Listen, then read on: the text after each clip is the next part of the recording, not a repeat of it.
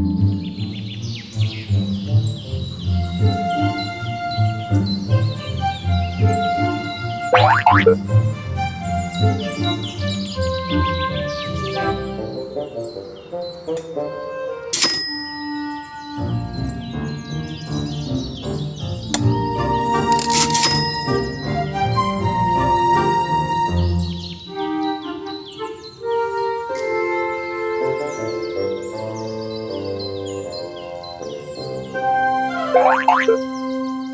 morning. Saturday, May 18th. And the other day, a colleague of mine sent me an article and asked if I thought it was appropriate for a ranch. Well, it is appropriate for a ranch. So this is going to be that ranch. The title of this article is College Protests Reveal Alarming Terrorist Support, and Jihadis Cheer Them On. And underneath that it says terrorist groups and the leader of Iran support college protests that chant slogans against Israel and America. Well, if we've watched anything on the news, we have seen the college protests and we have seen the actions of those young students.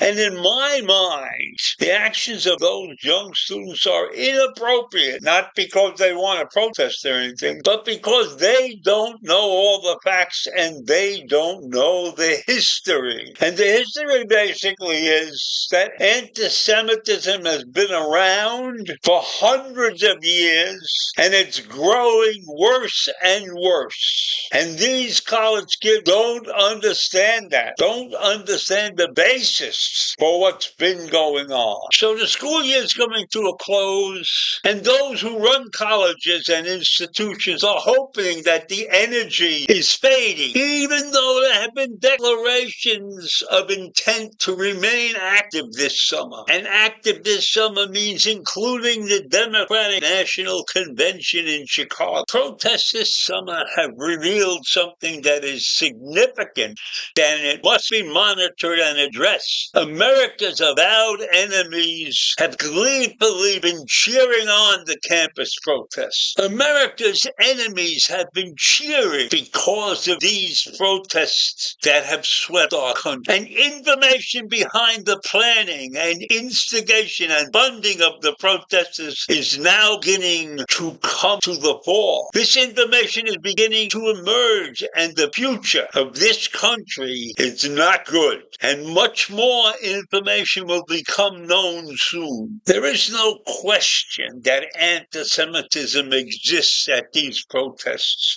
even though the organizers deny it, and participants and defenders deny it also. But this anti-Semitism is circulating on social media, and it is now undeniable. So one major element remains unreported. The jihadi and the terrorist speeches are on full display. But we, in our ignorance, are not producing that information in the quantities that it is needed to shake up the American public that got their head in the sand. And the protests broke out at Columbia University and spread to campuses around the country. The flags, the logos, the signs, the posters, and the headband, and other paraphernalia that favored Hamas and Hezbollah and the Palestinian Front were very visible and have often gone viral on social media. So the enemies of our country are taking advantage, were taking advantage of the innocence of the students who started these protests. And I'm giving you the benefit of the doubt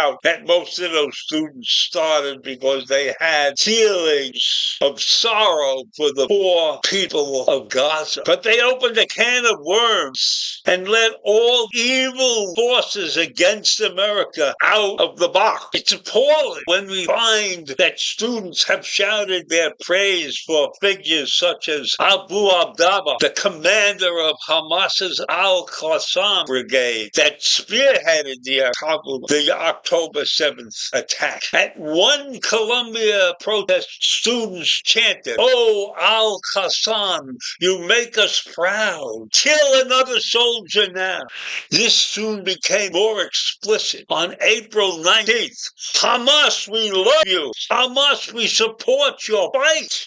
This is what's coming from these protesters? The love of Hamas, an evil organization? Those students should be expelled. Now, I have to admit that I don't know that the students actually said those things. It could have been by some of the outsiders, because there were many outsiders that penetrated these protests, and they had evil deeds on their minds. So maybe the students are somewhat innocent, but I would think if they had clear heads, they would have rejected these outsiders. But they probably were very happy to have support from others. So the student protesters have been assailed by Hamas-affiliated groups, and these groups were sanctioned by the U.S. and the U.K., but the sanctions meant nothing. These groups were encouraging U.S. and European students to protest for the sake of the people. They said, "Let disobedience begin everywhere." So beyond Hamas, you got Hezbollah officials continuing to salute American students. That's a sad commentary when you have groups like that saluting American students. On May 3rd, Sheikh Nam Qassam called the protests important, especially because they will have an impact on the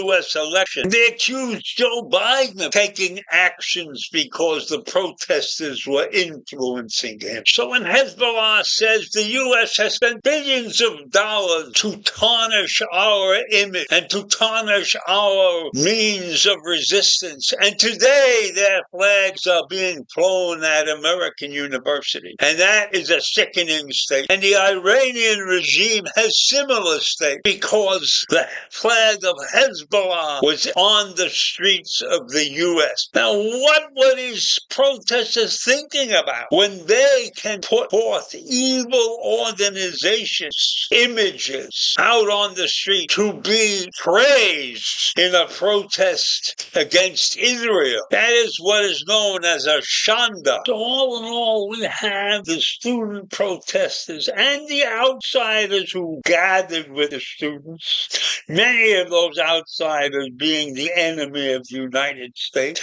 And all of these countries, like Iran, are claiming victory. In Yemen, they refer to Columbia protests as the starting torch and call the Intifada the uprising of American universities and colleges, a scream in the face of American support for the war of genocide on. So while these so-called well-meaning protests are going on, they are opening the door for propaganda units of Hamas, of the PLO, of the Houthis, the Palestinian Islamic Jihad, and Hezbollah, all of them designated as terror organizations. These protests have opened the door for these organizations to step in and promote their hate. Is that what protesters really wanted? No. But were they careful in their organization? No. So we have a bunch of people who went off on the wrong side of the track, exploding nonsense and opening the doors for our enemies. And that's all I have to say this morning. Have a great day. Bye.